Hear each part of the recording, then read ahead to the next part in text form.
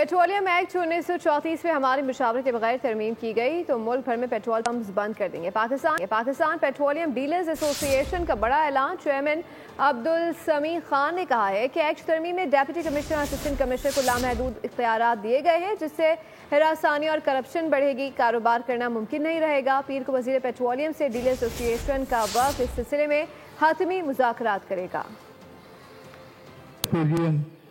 जिसमें ACDC को ये इख्तियार दे रही है, बहुत सी चीजें उन्होंने नाजायज उसमें शामिल कर रखी है। इन्होंने ऐसी चीजें इसमें शामिल की हैं जो हमारे बर्दाश्त से बाहर है और हम सख्त से सख्त कदम उठाएंगे।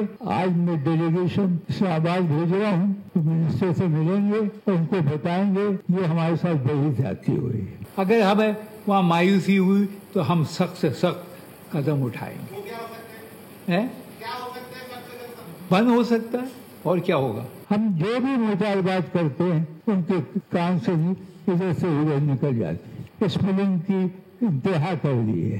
इल्लीगल पंप पर कोई तवज्जो नहीं है। हम आखिर तक लड़ेंगे और जो सही डीलर होंगे हम उन्हीं का साथ देते हैं।